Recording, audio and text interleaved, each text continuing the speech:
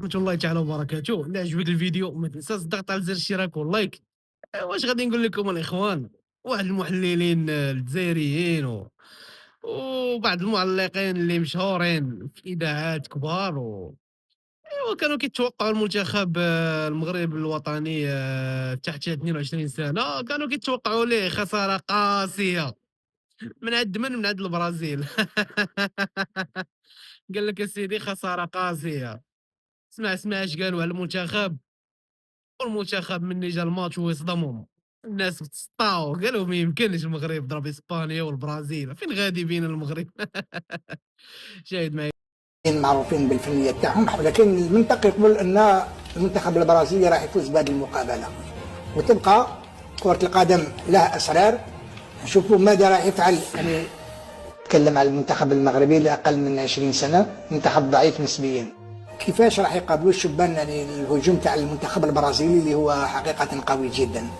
نشوفوا يوم غد كيفاش راح تكون نهايه هذه المقابله. ولو انا شخصيا ارشح المنتخب البرازيلي. المنتخب ترشح البرازيل للفوز على المنتخب المغربي. التوقعات ديالي المقابله حتكون صعيبه، من رشح المنتخب البرازيلي. تفيق باللي هذا المنتخب او حايب يروح بعيد في هذه المنافسه. نظن باللي هذا ماشي عائق على المنتخب البرازيلي وعلى التشكيله ديالو. هو المنتخب المغربي ضعيف جدا، سيكون فريسه سهله للبرازيل كما شفنا كاع المقابله تاع البرازيل. نظن هذا ماشي عائق. نظن باللي المنتخب البرازيلي انا نقول باللي عنده فريق متكامل في ثلاث خطوط، سواء في الدفاع ولا في وسط الميدان او في الهجوم.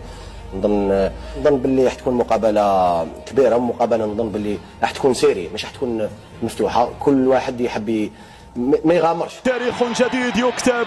نعم، المنتخب المغربي يسجل انتصارا آخر وملحمة أخرى ومباراة بطولية أخرى هنا في أرض تشيلي. نعم، كنا سعداء بهذا المشوار الذي سيتواصل على درب الانتصارات. اللعنة تم عملية احتيال. عذرا، ولماذا تقولين ذلك؟ على درب التألق وفرحة مغربية بين اللاعبين والجماهير في المدرجات. نعم، شكرا لكم، كنتم أسودا بحق، واليوم عليتوا الراية المغربية، اليوم رفعتم رؤوسنا، لأننا نتكلم عن كأس عالمية وعن فوز تاريخي أمام البرازيل. لا نخشى أحد، وبالتالي نحن قادمون ونحن هنا حاضرون من أجل كتابة تاريخ آخر في صفحات وفي أمجاد الكرة المغربية على المستوى العالمي. مشاهدينا الكرام، بعد إسبانيا الدور على البرازيل. نعم، في انتظار المباراة الثالثة أمام المنتخب المكسيكي. برافو المنتخب المغربي الذي يتأهل رسميا. نعم، المغرب يتأهل رسميا لدور ثمن نهائي كأس العالم للشباب هنا في دولة تشيلي. مبروك، مليون مبروك للمنتخب المغربي، الانتصار بالأداء وكذلك الأهداف، خاصة هدف اللاعب عثمان معمة. شكرا لكم مرة أخرى، شكرا متابعينا على المشاهدة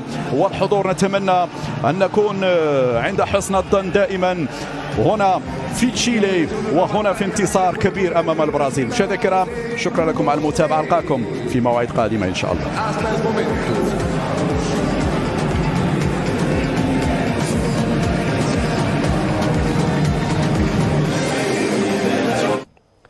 اللي خسر كل حاجه.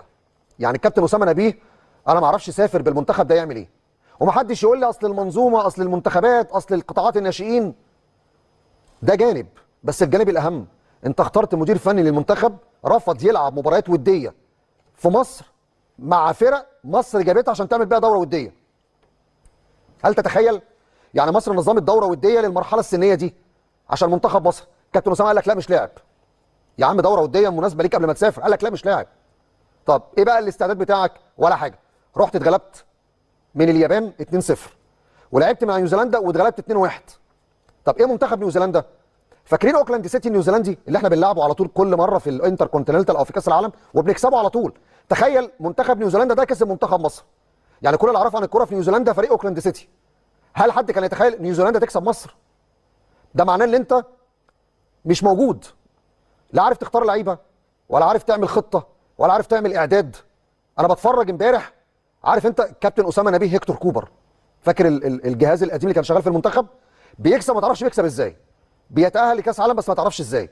لكن تتفرج على كوره بيعمل نتائج ايجابيه مفيش.